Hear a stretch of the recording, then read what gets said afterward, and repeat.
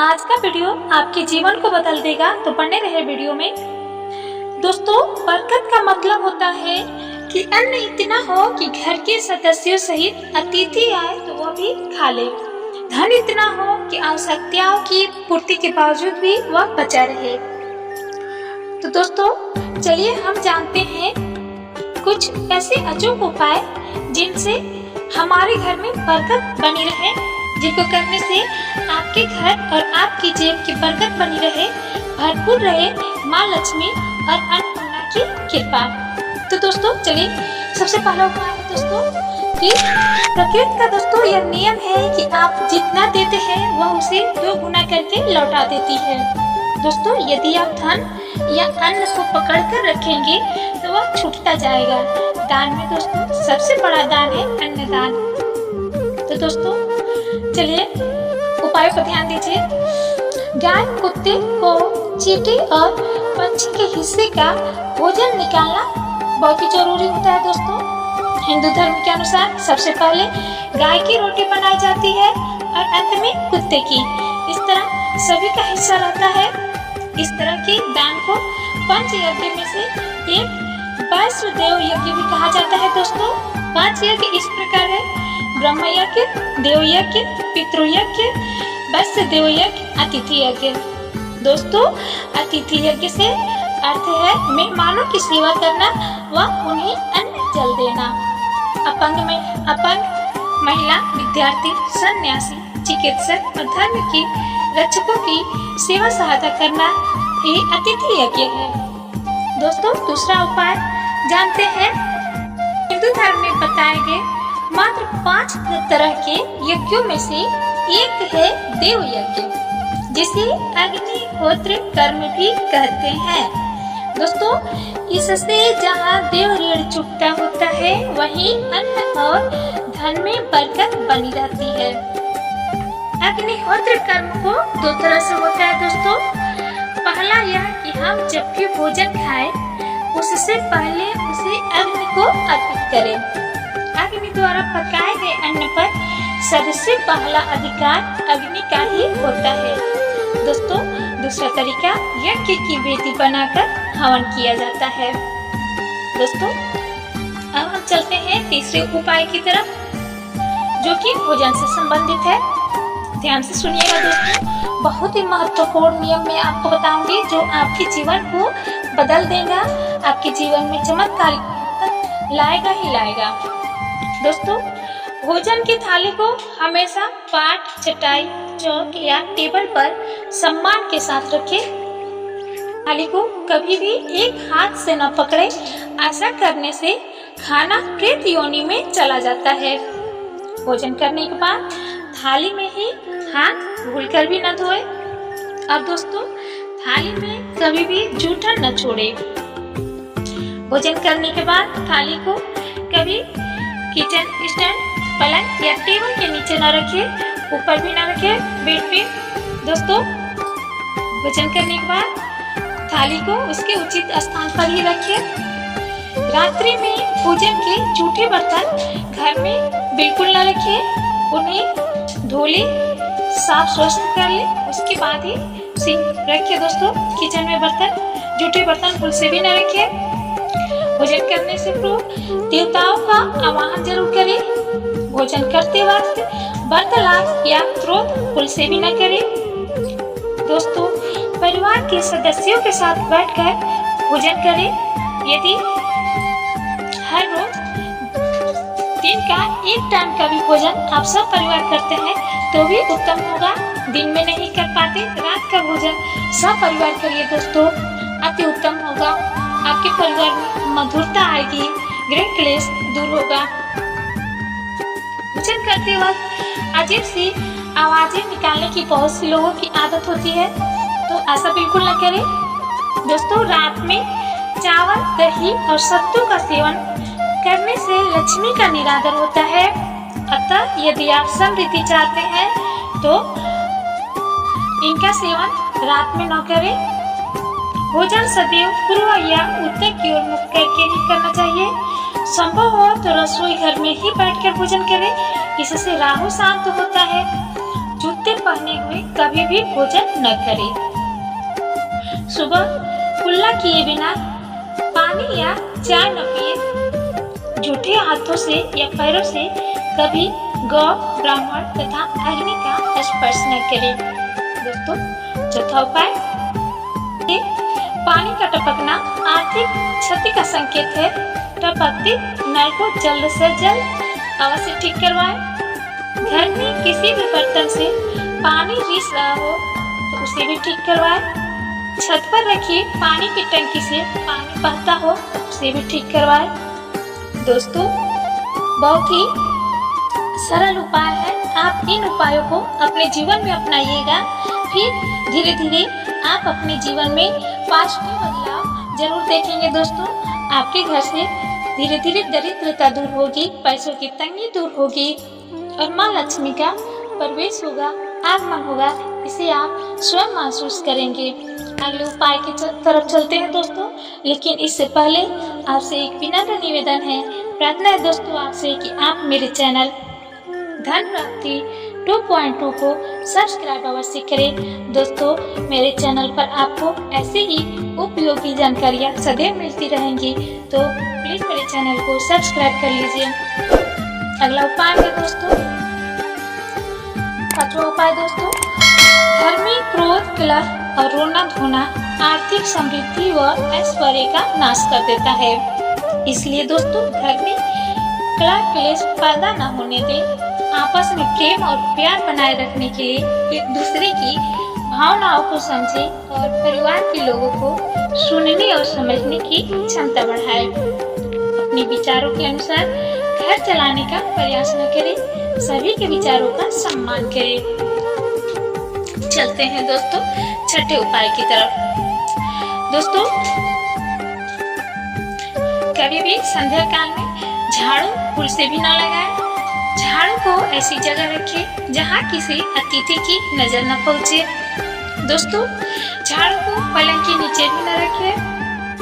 घर को साफ सुथरा और सुंदर बनाकर रखें। घर के चारों कोने साफ हो, खासकर ईशान, उत्तर और वायव्य कोण को हमेशा खाली और साफ रखें। दोस्तों, वॉशरूम को गीला रखना आर्थिक स्थिति के लिए बेहतर नहीं होता है। प्रयोग करने के बाद उसे कपड़े से सुखाने का प्रयास करना चाहिए। दोस्तों, दक्षिण और पश्चिम दिशा खाली या हल्का रखना कैरियर में स्थिरता के लिए शुभ नहीं है, इसलिए इस दिशा को खाली न रखें। काले, कत्थई, मटमैले, जामुनी और बैगनी रंग का इस्तेमाल न करें। जहाँ चादर, पर्दे या दीवारों का रंग हो तो उनमें इन रंगों का इस्तेमाल भूल से भी न करें। दोस्तों, घर में सीढ़ियों को पूर्व से पश्चिम या उत्तर से दक्षिण की ओर ही बनवाएं। कभी भी उत्तर पूर्व में सीढ़ियां न बनवाएं। दोस्तों, घर में फर्श, दीवार या छत पर दरार न पड़ने दें। अगर ऐसा हो तो उन्हें तुरंत भरवा दें। घर में दरारों का होना अशुभ माना जाता है। अब चलते हैं दोस्तों सातवें उपाय की तरफ। घर की स्त्री का सम्मान करें। दक्षिण दिशा में पैर करके न सोए। दोस्तों, शर्ट और पैंट की जेब फटी हो तो उसे ठीक करवाएं। और दोस्तों, बटुए या रुपए को पैंट की पीछे वाली जेब में न रखें। और दोस्तों, किसी भी प्रकार का नशा न करें। झूठ बोलते रहने से बरकत जाती रहती है, तो इस बात का भी आप विशेष ध्यान रखिए। दांतों को अच्छे से साफ और चमकदार बनाकर रखिए, इससे माँ लक्ष्मी की कृपा बरसेगी। दोस्तों, बार बार थूकने, छींकने या खांसने की आदत को बदले। और दोस्तों, घर में हर कहीं गंदगी फैलाने का कार्य न करें। नाखून और बाल बढ़ाकर न रखें। प्रतिदिन शरीर के सभी छिद्रों को 3 बार जल से धोएं, सुबह, शाम और रात्रि। अब दोस्तों चलते हैं 8वें उपाय की तरफ। पुनः निवेदन करूंगी दोस्तों कि अभी तक आपने चैनल को सब्सक्राइब नहीं किया है तो प्लीज चैनल को सब्सक्राइब कर लीजिए। चलिए पूजा घर और तिजोरी से संबंधित कुछ कुछ नियमों को जान लेते हैं। दोस्तों, घर में अगर पूजा घर नहीं हो, किसी लाल किताब के विशेषज्ञ से पूछकर ही पूजा घर बनवाएं। दोस्तों, ऐसा इसलिए कर रही हूँ कि किसी की कुंडली के अनुसार घर में पूजा घर, वैसे दोस्तों ये अलग बात हो जाएगी। मैं इस टॉपिक पे एक सेपरेट वीडियो बनाकर आपके लिए लाऊंगी। चलिए अगले नियम की बात करते हैं। किसी देवी देवता की एक से ज्यादा मूर्ति या तस्वीर न रखिए। पूजा घर के अलावा देवी या देवता की मूर्ति या चित्र घर के अन्य किसी हिस्से में न लगाए। दोस्तों, किसी भी देवता की 2 तस्वीरें ऐसे न लगाए कि उनका मुंह आमने सामने हो। देवी देवताओं की तस्वीर कभी नृत्य कोड में न लगाए, वरना कोर्ट कचहरी के मामलों में फंसने की पूरी आशंका रहती है। दोस्तों, तिजोरी में हल्दी की कुछ गांठ एक पीले वस्त्र में बांध कर रखें। साथ में कुछ कौड़ियाँ और चांदी तांबे के सिक्के भी अवश्य रखें। कुछ चावल पीले करके तिजोरी में रखें। इससे दोस्तों आपके घर धन की और रुपये पैसों की कभी तंगी नहीं होगी। दोस्तों, आप करके देखिएगा, ऐसा मेरा विश्वास है। दोस्तों, मैं जो भी बता रही हूँ उन उपायों पे आप एक बार विश्वास करके अपने जीवन में अपनाइएगा। दोस्तों, चमत्कार तो अवश्य ही देखेंगे आप अपनी लाइफ में। दोस्तों, तिजोरी में इत्र की शीशी, चंदन की पट्टी या अगरबत्ती का पैकेट भी रख सकते हैं, जिससे उसमें सुगंध बनी रहेगी। दोस्तों, घर में देवी देवताओं को चढ़ाए गए फूल या हार के सूख जाने पर भी उन्हें घर में रखना शुभ नहीं होता है, तो ऐसा आप बिल्कुल नहीं करिएगा। अब दोस्तों चलते हैं 9वें उपाय की तरफ। दोस्तों, संधि काल में अनिष्ट शक्तियां प्रबल होने के कारण इस काल में कुछ चीजों को निषिद्ध बताया गया है, जैसे कि सोना, खाना पीना, गालियां देना, झगड़े करना, अभद्र एवं असत्य बोलना, क्रोध करना, श्राप देना, यात्रा के लिए निकलना, शपथ लेना, धन लेना या देना, रोना, वेद मंत्रों का पाठ, शुभ कार्य करना, चौखट पर बातों का ध्यान रखें, संध्या कर दोस्तों इन चीजों को न करें। अब दोस्तों 10वें उपाय की तरफ चलते हैं। जहाँ मदिरा सेवन, स्त्री अपमान, तामसिक भोजन और अनैतिक कृत्यों को महत्व दिया जाता है, उनका धन दवा खाने, जेल खाने और पागल खाने में ही खर्च होता रहता है। यदि दोस्तों आप अपार धन की इच्छा रखते हैं तो सबसे पहले हनुमान जी से अपने पापों की क्षमा मांगकर प्रतिदिन हनुमान चालीसा पढ़ते हुए 5 मंगलवार बड़ के पत्ते पर आटे का दिया जलाकर उनके मंदिर में रखकर आए। हनुमान जी की कृपा हुई तो पहले गृह और ग्रह दशा में सुधार होगा, फिर धन प्राप्ति के मार्ग खुलेंगे। दोस्तों चलते हैं 11वें उपाय की तरफ। अभी तक आप हमारे चैनल से नहीं जुड़े हैं तो पुनः निवेदन करूंगी आप मेरे चैनल को सब्सक्राइब कर लीजिए। दोस्तों, घर की वस्तुओं को वास्तु के अनुसार रखकर प्रतिदिन घर को साफ और स्वच्छ कर प्रतिदिन दहलीज की पूजा करें। घर के बाहर दहलीज के आसपास स्वास्तिक बनाए और कुमकुम आदि डालकर उसकी दीपक से आरती करें। इसके साथ ही प्रतिदिन सुबह और शाम को कपूर भी जलाएं और घर के वातावरण को सुगंधित बनाएं। जो नित्य दहलीज की पूजा करते हैं, दहलीज के आसपास घी के दीपक लगाते हैं, उनके घर में अस्थायी लक्ष्मी का वास होता है। दोस्तों, घर के बाहर शुद्ध केसर से स्वास्तिक का निर्माण करके उस पर पीले पुष्प और अक्षत चढ़ाए, घर में लक्ष्मी का आगमन होगा। अब दोस्तों चलते हैं 12वें उपाय की तरफ, बने रहिए वीडियो में आप। दोस्तों, पीपल में देवताओं का वास होता है। पीपल को सिर्फ शनिवार को ही छूना चाहिए।